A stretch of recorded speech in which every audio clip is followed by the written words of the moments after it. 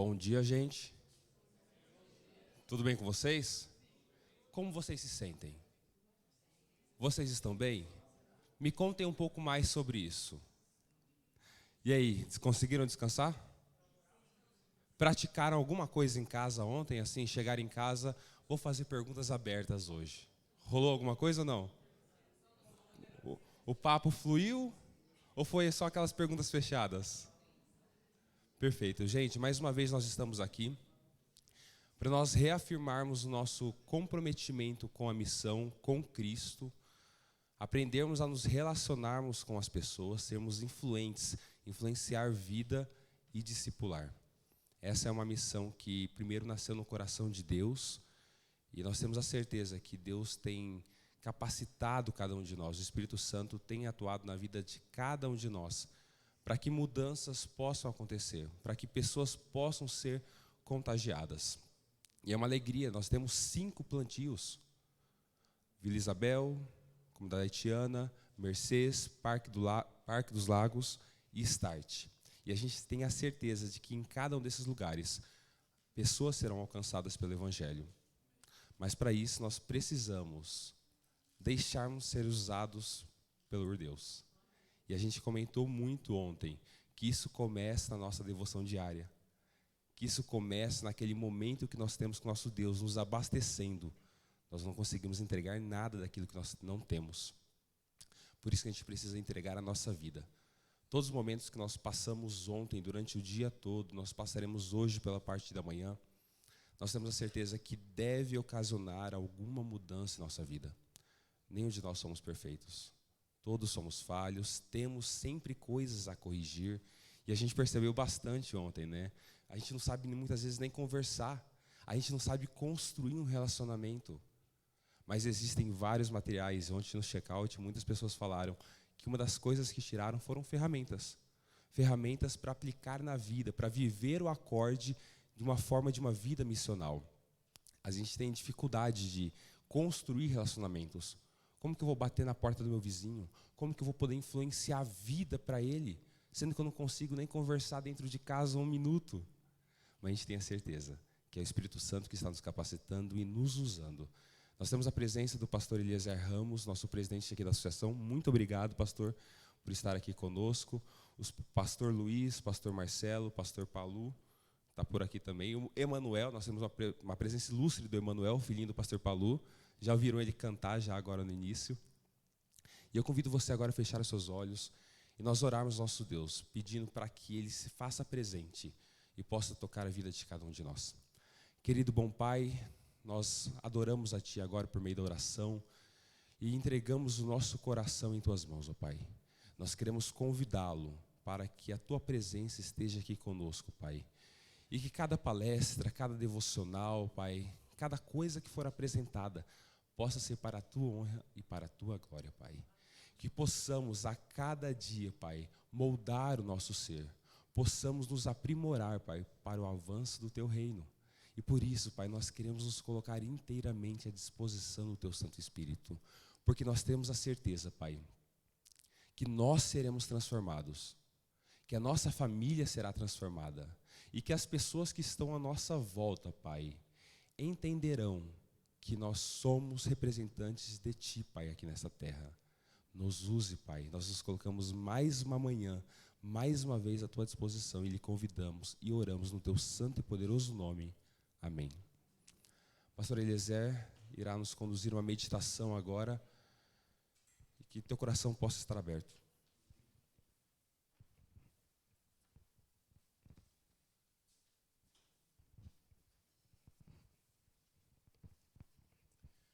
Bom dia. Obrigado, pastor Glausuan. Prazer estar com vocês aqui nesse domingo. Eu sei que às vezes o domingo é o único espaço que alguns têm para poder dar uma descansada. E vocês separaram o tempo para estarem se capacitando, se preparando para essa missão tão especial, tão gloriosa, que é a gente fazer a obra de Deus avançar, fazer novos discípulos através do plantio de novas igrejas, né? Deus nos deu uma missão que é pregarmos o nosso evangelho ao mundo. Eu estava estudando esses dias atrás a realidade aqui de Curitiba e nós temos no nosso lado da associação 40 igrejas aqui em Curitiba. E tem um pouco da outra associação, estou falando só das igrejas em Curitiba, sem contar a região metropolitana de Curitiba.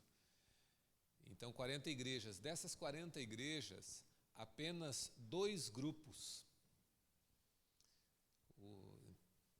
Quer dizer que nós temos plantado poucas igrejas nestes últimos anos. Um desses grupos é o grupo da comunidade haitiana, né, que foi organizado como grupo ano passado, está incubado ali dentro do mesmo endereço da Igreja do Portão, e a gente ficou muito feliz de ter esta igreja, esse grupo organizado. E um outro grupo organizado é ali na Vila Fani, onde há um trabalho também de plantio que o pastor Itanael está conduzindo. E a gente olha para essa realidade e pensa que nós precisamos avançar um pouquinho mais. E vocês fazem parte dessa estratégia, desse sonho de fazer a igreja, o povo de Deus, ocupar outros espaços aqui dentro da cidade de Curitiba, que é a nossa Jerusalém, né? Dentro da estratégia evangelística que Cristo definiu para os discípulos, estava pregar o evangelho primeiro em Jerusalém, depois na Judéia, Samaria e os confins da terra. E nós temos algumas coisas interessantes aqui dentro da nossa Samaria, vamos dizer assim, que é a região metropolitana de Curitiba, uma cidade chamada Rio Branco do Sul. Rio Branco do Sul tem 32 mil habitantes e apenas 52 adventistas residem em Rio Branco do Sul. E uma cidade daquele tamanho deveria ter aí 4 igrejas, talvez 5 igrejas. O pastor Marcelo estava falando agora há pouco de Garopaba, Santa Catarina, que tem 23 mil habitantes e 5 igrejas dentro de Garopaba. Então são desafios que estão aqui bem perto de nós, e vocês, ao separarem esse tempo para se capacitarem, se prepararem para o plantio de novas igrejas, vocês colaboram para que estes pontos, esses lugares possam resplandecer também com a luz do Evangelho. Existem muitas igrejas pregando das mais diversas formas. Infelizmente, muitas delas funcionam como vacina. Vocês sabem qual é o efeito, qual é a estratégia da vacina, pelo menos das tradicionais, né? Você pega um pedaço do vírus inoculado ou morto, né? E injeta na pessoa para que quando vier o vírus de verdade, o corpo esteja preparado para resistir. E isso acontece às vezes com o Evangelho. As pessoas recebem uma parte diluída do Evangelho, destituída do amor de Cristo, destituída da verdade, e aí quando chega o Evangelho, na realidade, a pessoa está armada e não quer receber o Evangelho. E é por isso que nós nos preparamos aqui através do acorde e de procurarmos sermos uma bênção onde nós estivermos, para remover um pouquinho dessas barreiras a fim de que as pessoas escutem o Evangelho. Hoje eu queria falar um pouquinho com vocês, esses minutos que me foram dados, sobre a essência do que é ser um adventista. Eu vi que logo depois da minha fala tem o DNA adventista. Eu acredito que as coisas vão combinar uma com a outra, aquilo que eu vou dizer com o que vocês vão ter na sequência. Então abra a Bíblia em Apocalipse capítulo 14, nós vamos fazer uma reflexão em todo o capítulo 14 hoje. Não vai dar para ser uma reflexão profunda, mas em alguns aspectos uma visão geral do que é a nossa identidade como adventistas. Então Apocalipse capítulo 14 vem logo na sequência, obviamente, vou deixar a Bíblia aqui um pouquinho, só para a gente entender o contexto, vem depois do capítulo 13. Né? Então, se você lembra do capítulo 13 de Apocalipse, no Apocalipse 13 são apresentadas as 2 bestas. Né? Tem a besta que surge do mar e a besta que surge da terra. Estas bestas, elas recebem poder do dragão e elas começam uma falsa criação, elas fazem uma imagem, a besta, elas dão vida a esta imagem que a besta faz, e elas promovem uma perseguição àqueles que não adoram a besta, a tal ponto de que marcam todas as pessoas, para que ninguém possa comprar ou vender, senão aquele que tem o sinal da besta. Então, quando a gente termina o capítulo 14, o capítulo 13, melhor dizendo, capítulo 13, nós vemos que tem uma confederação do mal, está tudo armado para destruição. E aparentemente não há saída. Apocalipse 13, ele descreve as forças do mal se arregimentando e termina com uma situação sem saída. Todo mundo tem que ter o nome, o número daquele poder na sua testa ou na sua mão, para que então possa sobreviver.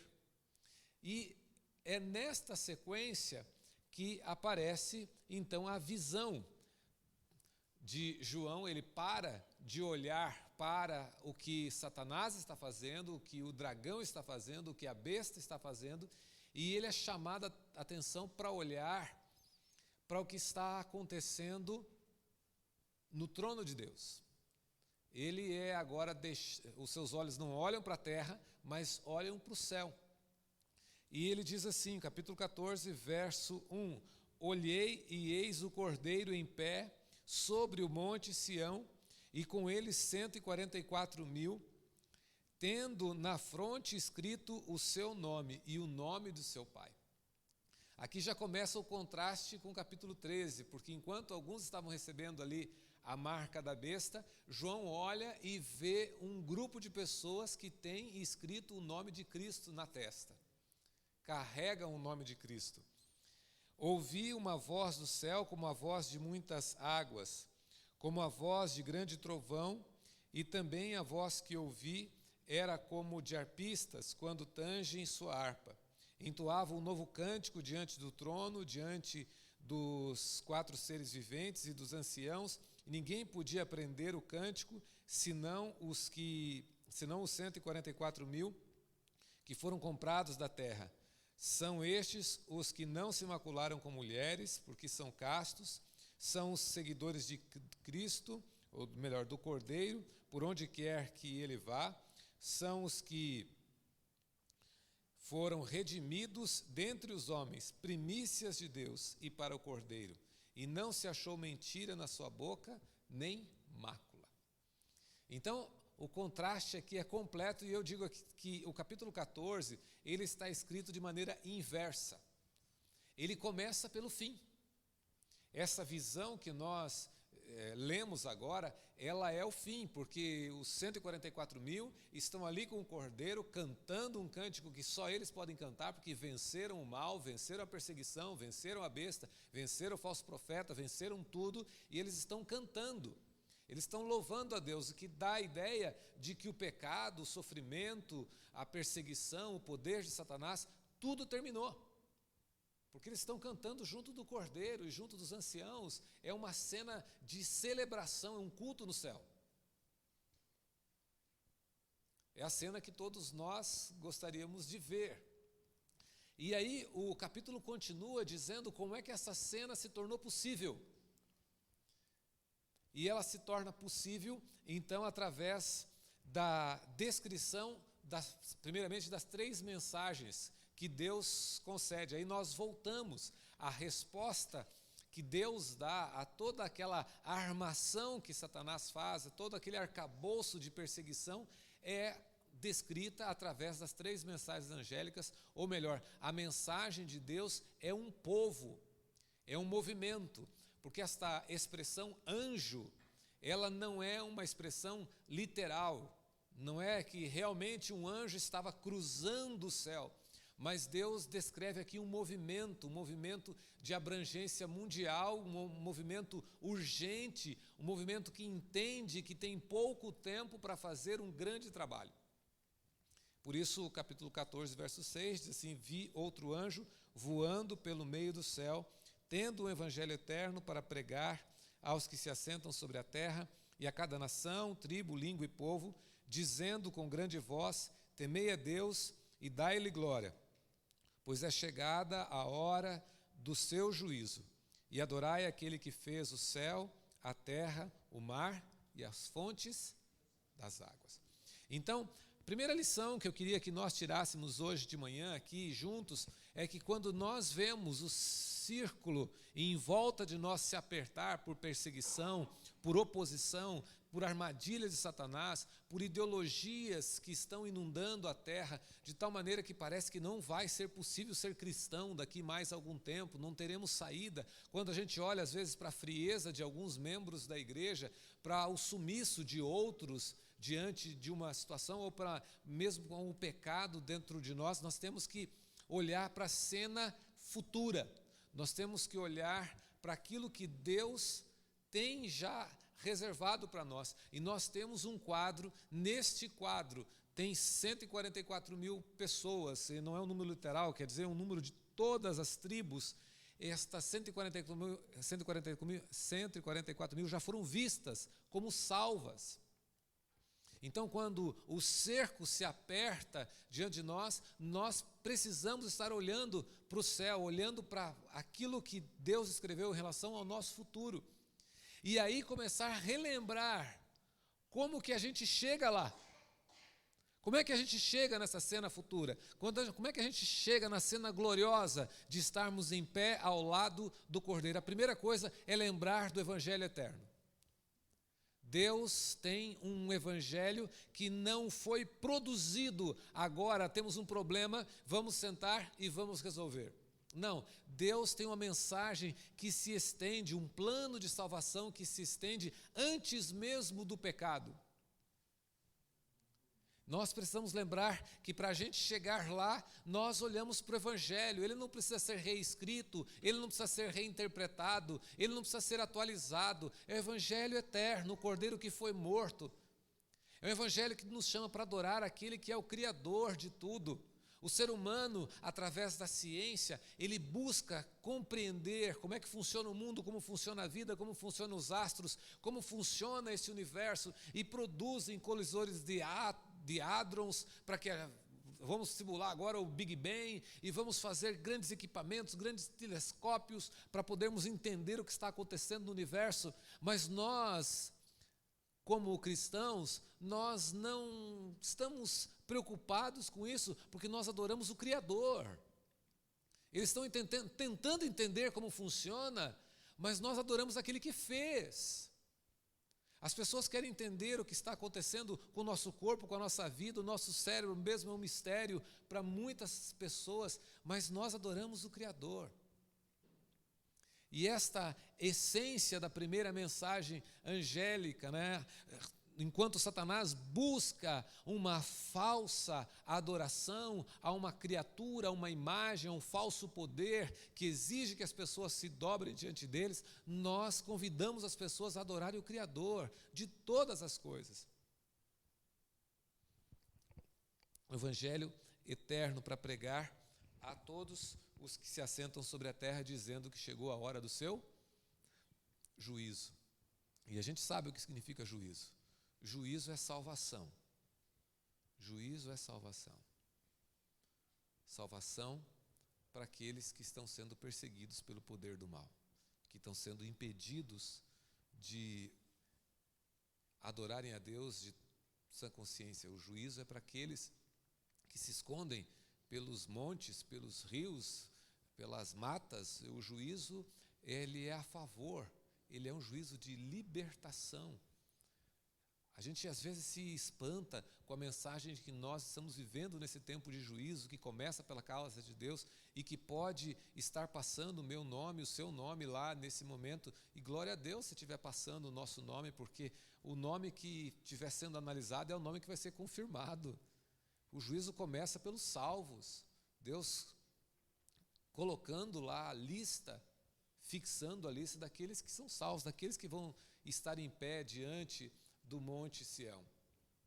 A segunda mensagem diz aqui, né, seguiu-se outro anjo, o segundo, dizendo, caiu a grande Babilônia, que tem dado a beber de todas as nações do vinho, da fúria, da sua prostituição. Na semana passada, a gente estudou sobre Babel, né, o início da Babilônia, a afronta contra Deus. Deus diz, vão e ocupem a terra inteira. Não, nós vamos construir um lugar aqui que nem Deus vai destruir. Nós vamos alcançar a terra. E dali surgiu Babel e depois Babilônia e se tornou símbolo de tudo aquilo que luta contra Deus, pois estas coisas, elas caíram, elas vêm caindo ao longo da história. A mais recente queda, vamos dizer assim, de Babilônia foi o início da igreja adventista, quando de um lado se levantava a teoria da evolução, dizendo, olha, não há um Deus criador, é tudo naturalista, ou de outro lado que se levantava o espiritismo, colocando ali a comunicação com os mortos, e ainda falsos movimentos religiosos naquele tempo, quando as pessoas desacreditavam da Bíblia, dizendo, olha, ninguém garante que isso que está escrito aqui foi realmente escrito pelos profetas. E o movimento de restauração culminou na igreja adventista e depois, hoje, se tem praticamente certeza de cada palavra que foi escrita na Bíblia, que é exatamente o que foi escrito, que ela foi preservada por causa das descobertas arqueológicas. Então a gente vê que essa Babilônia, esse sistema de crença, caiu. Existem pessoas lá dentro, e o capítulo 18 diz que nós temos o dever de dizer, saiam dela. Saiam dela, saiam dela. E é por isso que a gente não pode pregar a Cristo para as pessoas e dizer, olha, agora você volta lá para a sua igreja e sirva a Jesus. Não é assim que funciona, porque é um sistema caído, um sistema que foi destruído. Então, a sequência das mensagens, ela diz, em primeiro lugar, o conteúdo do Evangelho, o conteúdo da pregação que leva as pessoas até o Monte Sião. Depois ela faz um apelo para saída. E então, na terceira mensagem, há a consequência da rejeição da palavra de Deus. E dizendo assim, seguiu-se a este outro anjo, o terceiro dizendo em grande voz, se alguém adora a besta e a sua imagem e recebe a sua marca na fronte ou na mão, também esse beberá do vinho da cólera de Deus preparado sem mistura, do cálice da sua ira, e será atormentado com fogo e enxofre diante dos santos anjos e na presença do Cordeiro. Então, vocês percebem bem a sequência, né? O conteúdo, o Evangelho eterno, para pregar a todas as pessoas da terra, dizendo, olha, adorai o Criador. Depois uma chamada, olha, olhe bem para o que está ao seu lado, porque esse sistema caiu, não combina, as ideias não combinam com os fatos. Olhe para o que está ao seu lado, não existe sustentação. E aí a advertência, não adore a besta. O poder está montado, a perseguição está sendo construída, e todas as forças, todos os homens, todos os reinos se inclinam em direção à besta, mas Deus faz um apelo dizendo, não adore a besta, porque se alguém adorar a besta, vai participar do cálice da ira que foi destinado para ela, porque ela representa a oposição contra Deus. E em contraste com a adoração da besta, o verso 12 diz assim, aqui está a perseverança dos santos, os que guardam os mandamentos de Deus e a fé em Jesus. Parece às vezes tão complicado, mas é tão simples, né? Fé em Jesus, guardando os mandamentos de Deus. Fé em Jesus, guardando os mandamentos de Deus. E aí vem uma promessa, ouvi então uma voz do céu dizendo, escreve, bem-aventurados os mortos, que desde agora morrem no Senhor, sim, diz o Espírito, para que descanse das suas fadigas, pois as suas obras os acompanham. Uma mensagem de esperança para um momento em que a gente às vezes perde alguns daqueles que fizeram parte do movimento de pregação do Evangelho. E o que acontecerá dessas pessoas perseguidas, mortas, daqueles que não sobreviveram ao tempo de prova? Não no que diz respeito à sua fé permaneceram firmes, mas a sua vida terminou, fechou. Então Deus diz, felizes estes, porque eles vão, mas as obras ficam. Essas pessoas continuam pregando através do seu testemunho, através daquilo que elas construíram para a obra de Deus. A gente olha para a nossa história recente. e uma das pessoas ilustres que pregou muito o Evangelho no nosso país foi o pastor Roberto Rabelo. E eu fico pensando em quantas pessoas que, depois de terem aceito a mensagem através da pregação dele, continuam pregando. Então, ele foi, mas as obras ficaram, o trabalho continua. E se a gente voltar um pouco mais atrás, Ellen White, Tiago White, nenhum de nós estaríamos aqui se eles não tivessem sido fiéis a esta mensagem. Se eles não pudessem contemplar o reino. E como é que eles contemplaram o reino? Hoje a gente olha aqui na cidade, eu falei 40 igrejas, né? E parece que é pouco em certo sentido. Ou a gente olha para a nossa associação, 219 igrejas aqui, 23 mil membros. Olha, já não é tão pouco assim. Quando a igreja adventista foi organizada, ela tinha no mundo 3.500 membros. Era isso que existia na igreja. E quando os nossos pioneiros começaram a pregar, havia ali, quem sabe, 3, 4, 5 pessoas, pelo menos o núcleo duro da igreja, né? Tiago, Ellen e José Bates, esses 3 parados ali com uma vida de pobreza e fome, não tinham dinheiro para nada, rachavam lenha para poder transformar em folheto e pregar o Evangelho. E hoje nós temos aqui, temos condições de fazer uma reunião de plantio de igreja dentro de um hotel, né, e conversar sobre isso com um certo conforto. Por quê? Porque as obras dessas pessoas continuam fazendo o trabalho delas, mesmo depois em que elas descansaram. E a gente pode pegar de novo o Espírito de Profecia e olhar para os conselhos que Ellen White deixou para nós e ver que realmente as obras acompanham esse trabalho.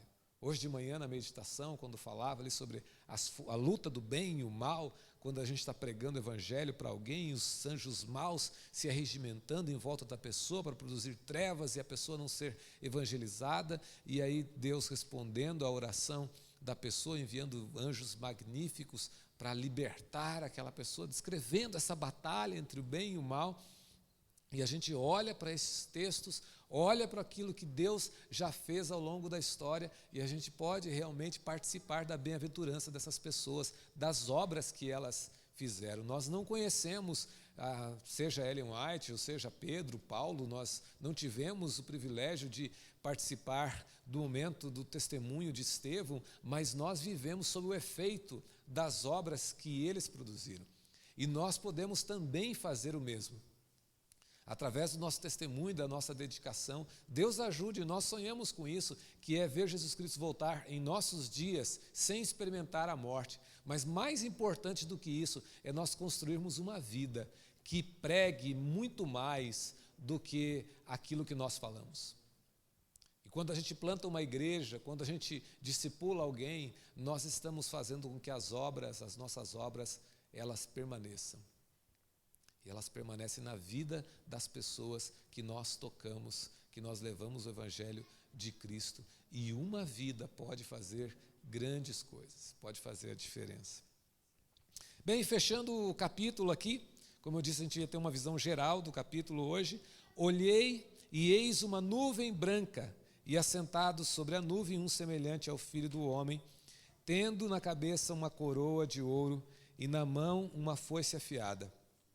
Outro anjo saiu do santuário gritando com grande voz àquele que se acha sentado sobre a nuvem: toma a tua foice e ceifa, pois chegou a hora de ceifar, visto que a seara da terra já amadureceu.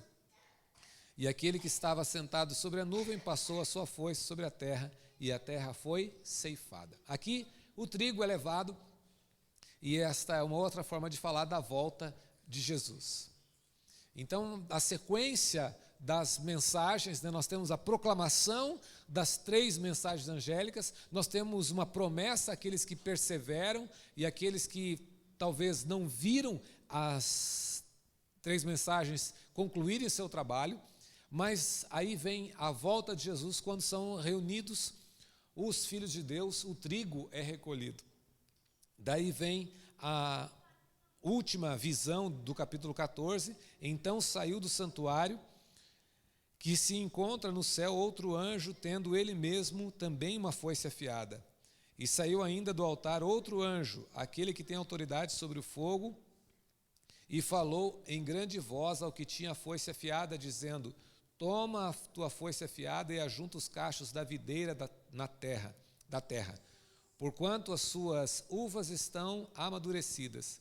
Então o anjo passou a sua foice na terra e vindimou a videira da terra e a lançou no grande lagar da cólera de Deus. E o lagar foi pisado fora da cidade, e correu sangue do altar até os freios dos cavalos, numa extensão de 1.600 estádios. Esse texto aqui, ele está em paralelo com Apocalipse 20, quando nós temos o lago de fogo. Lá é um lago de fogo, aqui é um lago de vinho, de uvas pisadas, um lagar, representando também a destruição completa do mal, da besta, do falso profeta, representando a colheita dos ímpios. E por isso eu digo que esse capítulo ele está invertido, porque aqui, depois da destruição dos ímpios, é que a gente pode ver um motivo para cantar, um motivo para louvar a Deus e uma cena celestial como é descrita no início do capítulo. Porque tudo transcorreu e agora existe a paz no universo. E a mensagem adventista, ela vai justamente na linha contrária de toda a mensagem evangélica que está aí fora, quando as pessoas pregam a ideia de um céu e um inferno que permanecem para sempre. A mensagem da Bíblia, a mensagem do Apocalipse, não é de um céu e de um inferno que permanece para sempre. É sim de um lar eterno, de uma nova terra, de algo que permanece para sempre com a presença de Deus, mas é de destruição. Isso está bem claro quando a gente lê João 3,16, que é um dos versos mais decorados da Bíblia, que diz: para que todo aquele que nele crê não pereça, mas tem a vida eterna. Se existisse um fogo eterno, um inferno que não termina, as palavras de Cristo seriam mentira, porque seria vida eterna com Deus ou vida eterna sem Deus. Eu li ontem numa postagem de um amigo meu no Face: a terra está triste, o céu está em festa. Estava falando da morte do pai. O pai dele tinha morrido e ele colocou ali, né? A terra está triste, o céu está em festa. Dá para a gente imaginar que alguém que a gente ama ou que nos ame vai estar em festa enquanto a gente chora aqui?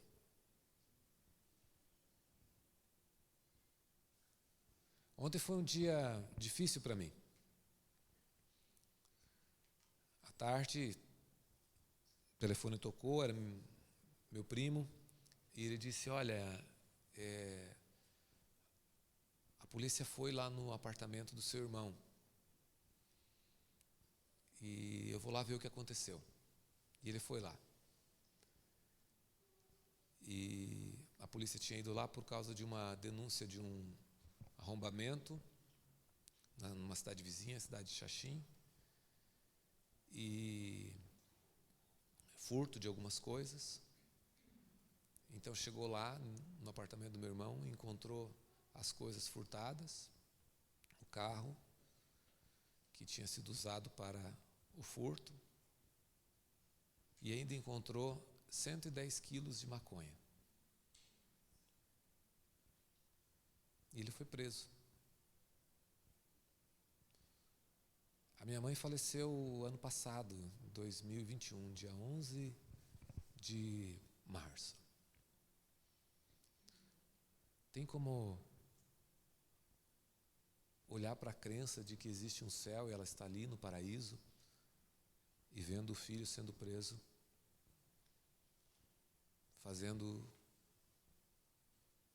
roubando, vendendo drogas? Dá para imaginar um paraíso assim? Para mim isso não é paraíso. Para mim isso é inferno.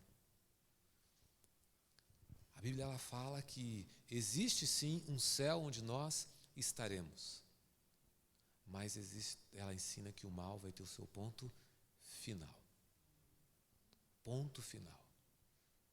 Não é apenas a separação para alguns desfrutarem o bem e outros ficarem ali eternamente perpetuando aquele sofrimento. Não consigo imaginar um Deus que ame e que consiga tolerar um sofrimento que não termina. Somente uma pessoa cruel consegue fazer isso e somente outras pessoas cruéis conseguem viver desfrutando o paraíso, sabendo que parte dos seus irmãos, da sua família, está lá sofrendo eternamente. Por isso, o salário do pecado, de acordo com a Bíblia, é a morte, é a cessação do sofrimento, da dor, do ódio, de tudo. É o descanso, é a paz universal, quando a gente sabe que alguns não estarão no céu, não porque Deus não desejou salvá-los, porque o Evangelho é eterno, é para todas as tribos da terra, é para todos os povos, e esta é a relevância, a grande relevância da mensagem adventista, que não é para pretos, não é para brancos, não é para amarelos, não é para índios, não é para um grupo de pessoas, é para todas as pessoas da terra, não é para homens ou mulheres, ou crianças, é para todas as pessoas da terra, esta mensagem que inclui todas as pessoas, de que um dia o sofrimento vai acabar, e nós precisamos aprender, como cristãos, a estar olhando para essa cena celestial, e imaginar que o nosso desconforto aqui, a nossa tristeza, que as nossas dores, que as nossas lutas, elas cessam. É isso que é ser adventista, é ensinar que o mal vai cessar, ele não vai permanecer. Outras pessoas falam que Jesus Cristo morreu na cruz do Calvário. Existem muitos cristãos que pregam isso e pregam que há um Deus de amor, mas junto misturam coisas que destoam, que tornam a imagem de Deus difícil de ser crível para as pessoas. Mas tem um povo, e só um povo, que Deus levantou para falar a respeito da verdade como ela é em Jesus, do Evangelho eterno, para pregar esse conteúdo aqui, que ninguém mais vai pregar. Ninguém mais vai pregar. Nós queremos uma igreja acolhedora, nós queremos uma igreja que seja receptiva, nós queremos uma igreja que saiba amar as pessoas, mas precisa ser uma igreja que tenha identidade em Jesus. Identidade, razão de existir. O sábado que nós separamos para a adoração, ele está incluído dentro desse contexto. O contexto de adorar o Criador, o contexto do Evangelho eterno. Então, que Deus nos ajude a enxergar a cena final. Olhar para o final. Olhe para o Monte Santo de Deus. A gente deveria, na verdade, olhar para dois montes, né? Um para o Monte do Calvário, o preço que foi pago por nós na cruz do Calvário. E outro, o Monte Sião, onde um dia, pelo poder de Deus, nós estaremos entoando um cântico novo. Obrigado.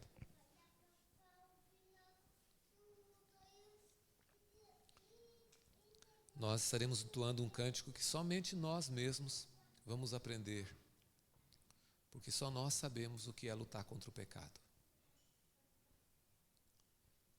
E a Bíblia diz que essas pessoas que estarão lá serão puros, na sua boca não se achou engano.